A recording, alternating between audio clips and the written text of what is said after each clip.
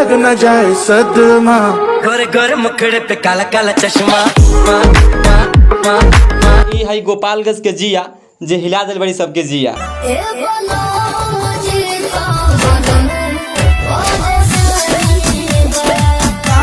हई लड़का के देन लेके हई लड़की के बन के का लगता है? हमार शौक बाटे लड़की बने के। देखी जब तोहरा के दिल धड़ के गुरही जिलेबी। अच्छा खाली वीडियो बनाओ कर? हाँ माने फीलिंग का रहेला, लड़का के रहेला कि लड़की के रहेला? और फीलिंग्स तो दोनों के रहेला 50-50%। हाँ 50-50।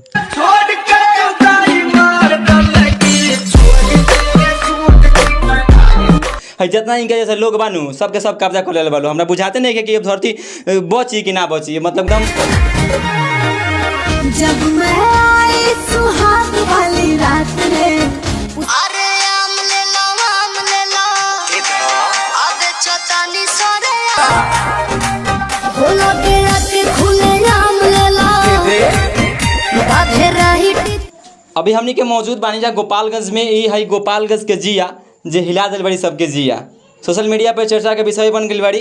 अगर असल में बात करें तो बात कल जाओ तो इनका नाम जावेद है और ये जिया बन के वीडियो बना लिया सोशल मीडिया पे बड़ा हल्का मचा दिल बड़ी। का हाल बा जिया तहार? ठीक बा। कैसन बाड़ू? ठीक बानी। रौरा कैसे बानी? बहुत बढ़िया हमनी के बानी जा।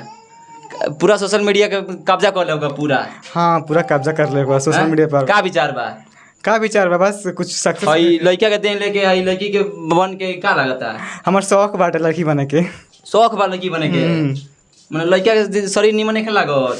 काहे नहीं लागत बस वीडियो बना के गेटअप करे नहीं। अच्छा खाली वीडियो बनाओ कर? हाँ माने फीलिंग का रहेला, लड़का के रहेला कि लड़की के रहेला? और फीलिंग्स तो दोनों के रहेला 50-50%। हाँ 50-50। डांस वीडियो बना लो कि कुछ और? डांसिंग वीडियो बनाते हैं, कॉमेडी बनाते हैं। कौन से डांस पे? मतलब डांस के भोजपुरी की हिंदी? भोजपुरी गानों हिंदी गानों सब गाने बनाते हैं। भोजपुरी गाना हिंदी गाना दोनों? हाँ। अच्छा एक बात पूछी? हाँ पूछ। फेवरेट एक्टर के हो भोजपुरी में? फेवरेट एक्टर से मतलब खेसारी लाल यादव। खेसारी लाल यादव जी। तो खेसारी लाल के गाना बनाए तो डांस कर दबो?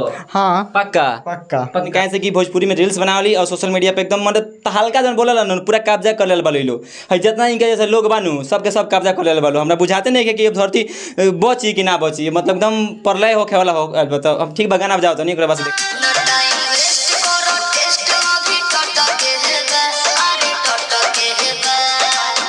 अच्छा जावेद ये तू कहाँ से सीख ले बड़ा डांस? इतना बढ़िया डांस कहीं से नहीं सीखनी, अपने से खुद से सीख ले बड़ा? खुद से। अच्छा डांस के अलावा क्या करेला तू? डांस के अलावा पढ़ाई करते हैं। पढ़ाई का कितना तक मैंने का? अभी ग्रेजुएशन में एडमिशन होने वाला है। बतावा है देख ले लो है ग्रेजुएशन पढ़ता रहे, ग्रेजुएशन पढ़ के है जन भाई लुक है देख ले लो ठीक लगा तनु मैंने पढ़ लिख ये कुछ सीख ले बड़ा। जरूरी है जो पढ़ता है कि नहीं करता है। एक आर्टिस्ट होता है, आर्टिस्ट सबका मतलब सब कला दर्शाता है। आर्टिस्ट मतलब पढ़ाई के साथ पढ़ाई वो कंप्लीट होला तो ठीक ठाक लागेला। तो पढ़ाई के साथ साथ वो लोग कमेंट करके बताई लो, वो लोग कह लो हम अश्लील के पीछे जाता नहीं। हमरा के लोग दोस्त दिला कि रिपोर्टर हैंग करता रहे है देख लो क्या करता रहे। ऐसे लोग क्या करे चाहिए रोल बताई लो। क्या कोई गलत काम थोड़ा ना कर रहे हैं? गलत काम नहीं कर रहे हो इसमें। कौन से लड़की बन जाता रही गलत काम नहीं करो। ये तो सबका लोग के मन डोला देता रही है। सबका अपना लाइफ है, जिसका जैसे मन वो अपना कर रहा है। अच्छा। हाँ तो एक अलावा और बस डांस से होला और कुछ होला? पढ़ाई के अलावा और कुछ होला? डांस के अलावा पढ़ाई भी करते हैं और क्या करेंगे अभी काम। की पर वीडियो बनाला इंस्टाग्राम पर कि फेसबुक पर? इंस्टाग्राम पर, फेसबुक पर, यूट्यूब पे। अच्छा तीनों पे बनेला है? हाँ तीनों पे। अर्निंग होला कि ना पैसे से? अभी तो नहीं फिलहाल, बट हो। इंस्टाग्राम पर कितना फॉलोअर बढ़े? इंस्टाग्राम पे तो अभी 23,500 है। अभी 23,000 बढ़े? हाँ तो कितना दिन से आ रहे हैं वीडियो। जो दर्शक देखत का कहबो? यही कहना चाहेंगे कि मतलब मेरे वीडियो को सपोर्ट करें। का नाम से आईडी बाटे तार? जावेद जैक 07। जावेद जैक 07। हाँ अच्छा ठीक बा। अब आइए गई बहन जी भी देखो था जावेद जैक के फॉलो करो। कहाँ से बढ़िया डांस करे ले, बढ़िया डांस करे। कहाँ से आर्टिस्ट जौन होलन तौन आर्टिस्ट के कोनो जात धर्म कोनो वेशभूषा ना रहेला। सही बात कहते हैं ना? हाँ बिल्कुल सही बात। कोनो वेशभूषा ना रहेला। तो इनके जावेद जैक 07 आईडी बा। इंस्टाग्राम, फेसबुक, यूट्यूब जौन बताओ सब एक बा। हाँ अगर सुनने वाले मेकअप वेकअप बहुत बढ़िया करेला। हाँ मेकअप भी कर लेते हैं, मेहंदी भी लगा लेते हैं। मेहंदी भी सब कर लेते हैं। लड़की वाला शौक जन बातन पूरा बा। हाँ सब कर। आर्टिस्ट का काम ही होता है जो मतलब पूरा काम करना। आर्टिस्ट का मतलब सब काम होला है। हाँ देख ली है जन बातन इंगर सब यह बाटे। तो लोग का सोचते नहीं के बारे में तो कमेंट करके बताएं लो। ठीक बा मिल दूसरा वीडियो में।